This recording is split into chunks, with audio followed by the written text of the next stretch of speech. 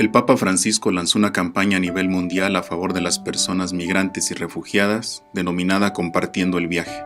Esta campaña dio inicio el pasado 27 de septiembre y será dirigida por Cáritas Internacional y promovida mediante sus organizaciones a nivel local y nacional.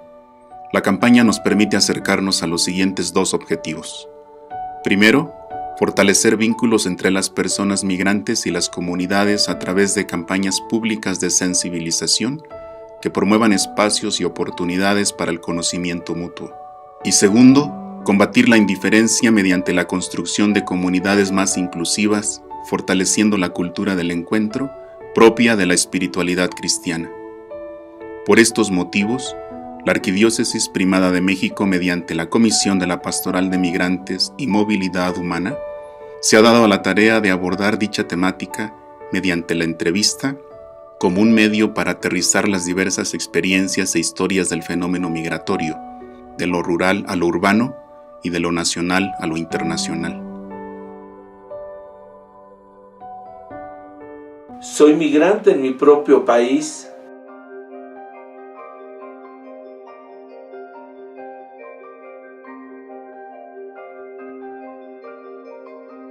Sucede que en el año de 1984, a la edad de 15 años, yo me fui a radicar a la ciudad de Zacatecas. Me fui por razones de trabajo, ya que logré entrar al ejército. Y la unidad a la que yo entré nos mandaron a Zacatecas. ¿Qué pasa ahí?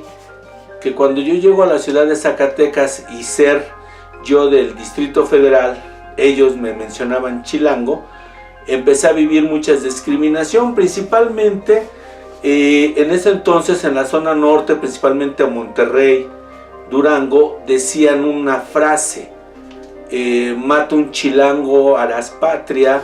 Mientras más conozco a los chilangos, más quiero a mi perro, y similitudes como esas. Otra de las consecuencias que yo empecé a vivir fue la vivienda. Nadie quería rentarle una vivienda a un chilango por la mala fama. ¿Qué es lo que pasaba? Que bueno, a veces nos hemos dado cuenta que son discriminados muchas gentes, pero sin darse cuenta que el propio citadino hoy en día, también dentro de su propio país, en otros estados, es discriminado por ese hecho. Duré viviendo allá 3 años, una grupo de señoras, que era la que nos atendía, asistía, pues fue conforme nos empezaron a rentar viviendas, empezar a asistir con ropa, comidas, y ya poco a poco se fue uno familiarizando, tanto al caso que yo llegué a decir que era del estado de Hidalgo. De Hidalgo es mi padre y de Poza Rica, Veracruz, era mi madre. Entonces, como conocía muy bien yo esos estados, yo tuve que decir que era de Hidalgo, y eso aminoró mucho la situación que yo vivía en ese momento. Esos puntos de vista de discriminación se dan en todos lados. Y el último fue hace 10 años, pero ese sí estuvo todavía aún más, porque fue en el estado de Chihuahua, en el pleno centro. Fuimos a hacer unos trabajos a una autopista allá en Ciudad Cuauhtémoc, y el primero que enfrentamos fue que llegué yo con los trabajadores en una camioneta, paramos en un restaurante ya de Chihuahua, y en cuanto bajamos y nos sentamos, pedimos la carta.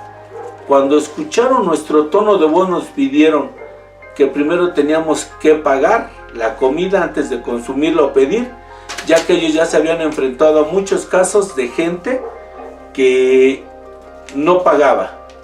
No lo dudo ni tampoco les doy la veracidad al 100, pero creo que no se trataba de eso. El hecho era de que como nos conocieron por el tono de voz que éramos chilangos, fue la primera parte que ellos retomaron.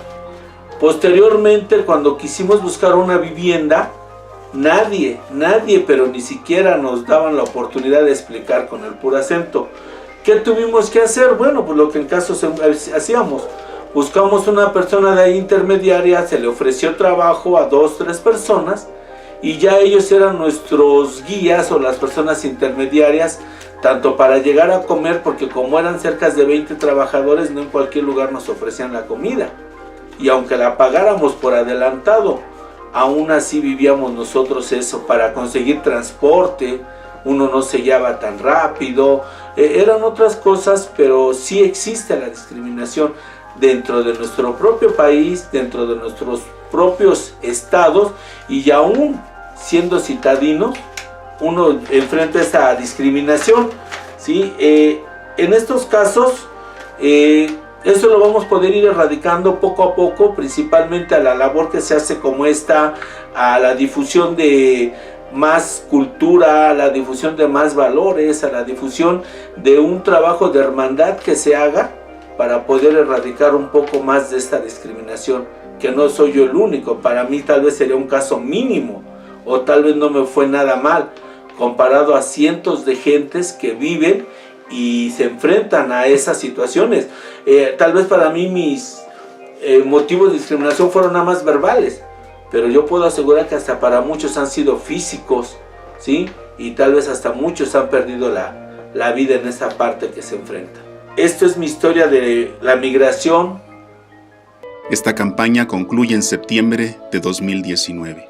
La Comisión de la Pastoral de Migrantes y Movilidad Humana acompañará este itinerario elaborando y difundiendo un video diferente cada mes que aborde estos temas. Sé parte de este viaje conociendo la historia y las experiencias de migración que tocan y transforman la vida cotidiana.